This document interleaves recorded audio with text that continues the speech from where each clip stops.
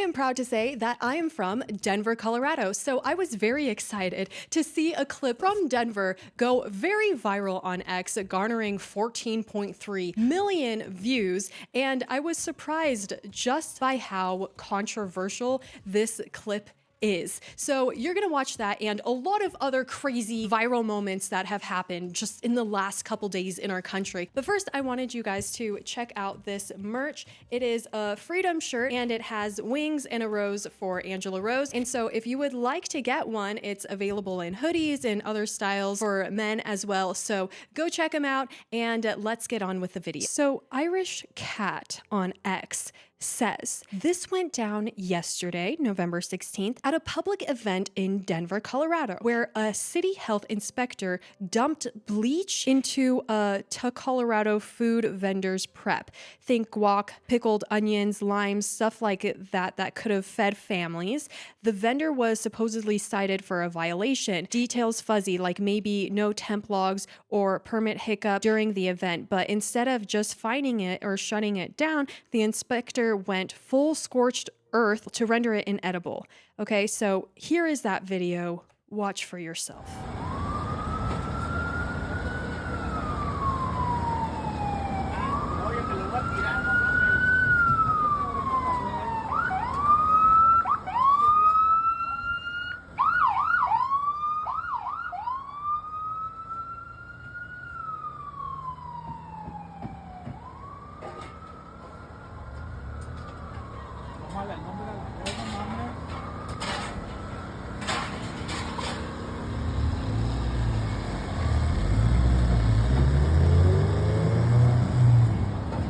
I am going to assume, and I could be totally wrong, that they might not have a sales tax license, might not be a registered business, and might not be completely up to ordinance, just off of the observation that all of the food is in buckets and that there doesn't seem to be a sink around or any way to clean the items. Let's go ahead and read some of the responses to this, shall we? So Kathy says that the violations are no refrigeration, improper cold holding, no temperature logs, open, uncovered food containers, no hand washing stations with hot water. Oh, that's a big one. No proper permit for the event, no 3-compartment sink, inadequate utensil washing. It seems like Kathy has experience in the restaurant industry, inadequate overhead protection, missing or incomplete food safety records. People can get sick and end up in the hospital. This is actually so ironic because as I was driving on Tower Road in Denver, Colorado today,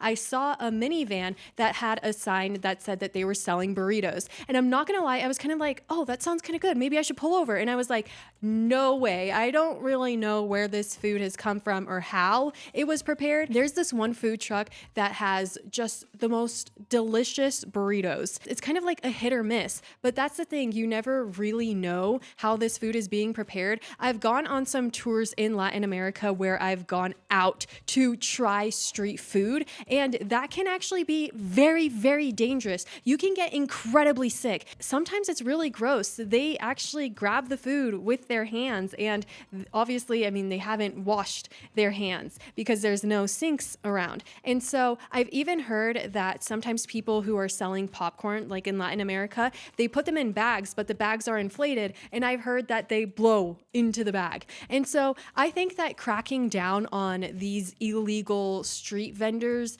for food is very, very important. And at the same time, what do you guys think about the whole bleach thing? Because when I first saw that, I was like, bleach? I thought that they were tricking people and were going to be selling food with that. But when you get more context, I guess it makes a little bit more sense. This person says Colorado is supposed to be so liberal. I'm sure she votes straight Democrat, but the dirty little secret is that liberals aren't liberal. They're for big government and massive control. They're more about seizing the means of productions as socialists advocate. That's the real truth about the left. But again, we don't know if they were going to continue to try to sell. Oh, one time I was outside of the Avalanche stadium to make a video, and the police kept shining their lights on all these street vendors. There were so many of them selling hamburgers on these little frying pans. And so the police would come over and they would run down the street and hide behind columns. And then when all of the people rushed out of the stadium, they would just go back into their positions. So it's definitely a big problem, because even when people of authority are telling them to leave, they don't leave. And so maybe that's the reason why she thought it was just to completely destroy their food. This person says that is how it should be. They can get people sick, and shame on them for not having the proper paperwork when other hardworking vendors spend thousands a year to be compliant, and then they're bringing their prices down. And so restaurants aren't able to compete with them because they're not paying taxes or for all of the fees.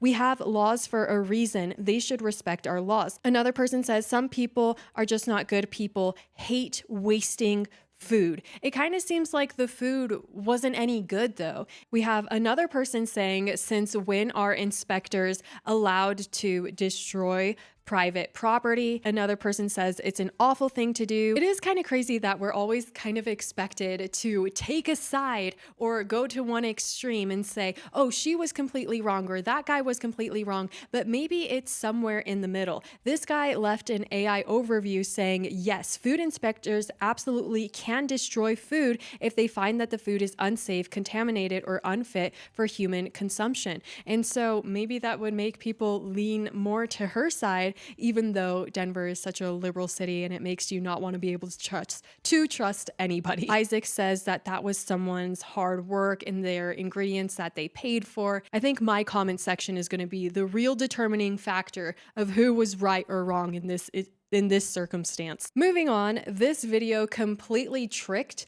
the entire internet. I'm going to show you it first and then you can guess why it tricked the internet. I failed my gender and sex class. I just got an email from my teacher. We had a question on a test. It was like, how many genders are there?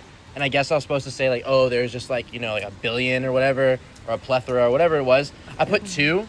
She got mad, sent me an email and said I have to retake fucking class next quarter because I wrote a paragraph saying that I thought it was bullshit.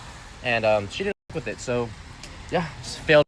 It's so frustrating because our inclination is to always believe people when they tell a story, but then you look at the reader's note and it says this story in the viral TikTok video claiming a student failed a gender studies class for saying there was only 2 genders is fabricated. The creator explicitly replied, no, it didn't, when asked if it actually happened. I wonder how many instances there are when people make these kinds of videos, but then don't come out afterwards to say that it was just a complete lie. Even though people know that the video is fake, they're commentating on it as if it was real because it is a real issue. And that's the crazy part. This person says, it's funny how there are only 2 options for gender reassignment surgery, male and female. This person says, put 100 women and 10 men on a deserted island. In 100 years, you will have a community of men, women, boys, and girls. Put 100 trans women and 10 men on a deserted island, and in 100 years, you will find the skeletons of the 110 men. It is science. Well, when you put it that way, there's really no arguing. Just get down to the bare basics. Well, guys, if anybody ever comes to you with any insane ways of thinking that there's a billion genders, just tell them this. Sir, yeah, is there something incriminating in the file, sir? Why are you acting as if... Sir, is there something incriminating in the file, sir? It's the way that he said it that's so funny. I mean, he did it as if he was talking to a kid. Honestly, that's how these reporters should be treated, because if you can't realize the difference between men or women or basic things and you don't have any common sense, then you're about as logical as a 2-year-old. So it makes sense to me. This is another thing that has been surfacing on the internet right now. This is Britney Spears in bed with the Kardashians. I would not want to be around Britney Spears. Oh, we're just chilling. In our geriatric bed. Yeah. this bed vibrates. What's up, baby? Do 1, 2, 3, 4, 5, 6, 7. 1, 2, 3. 3, 4, 5, 6, 7, 8. Okay, split. I am just going to assume that this entire collaboration or interaction is just to get attention. Why would anybody bring Britney Spears around their kids. The comments are just filled of people hating on Britney Spears and the Kardashians. Maybe that's the reason why they linked up. They're like, hey, we're both hated by everybody, so we should get together. If you would like to support the channel and go live with me every Friday, please become a member of the Patreon. To all the Patreon members out there, you are awesome. Thank you so much. On with the video. This is another viral video. It's a professor at Purdue University Northwest crashing a TPUSA meeting and then mocking the students. Okay, so it was a place where she was never supposed to be in the first place, had no involvement there, and just walked in. Like, what a deranged psychopath. Oh, you want to know what fascism means? Because I'll tell you. You guys want to know? Yeah. When you have this society. Okay. So you have a situation here where you want to go into classrooms and you want to tell the faculty that they're not allowed to speak the truth about the history of this country. You want them to be, what's the word for slaves now? Volunteer, involuntary employees or involuntary workers. We can't even say slavery. That's ridiculous. We're not wanting to impose on the teachers. We are wanting this to be within the students. And the students want to decide what history is. No, we know what history is, actually.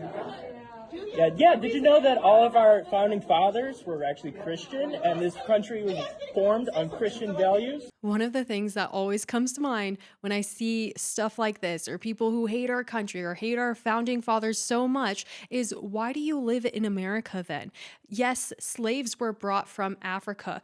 Yet, would you want to be anywhere else? Also, it's a little bit bizarre that she's going in to yell at a bunch of Republicans when Republicans are the ones who freed the slaves and ended slavery. This is how Muslim students treat their campus library.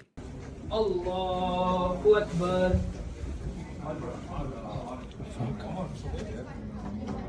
It's kind of an odd position to put yourself in the middle of a school hallway. Make sure you are subscribed. I'll see you next time. Bye.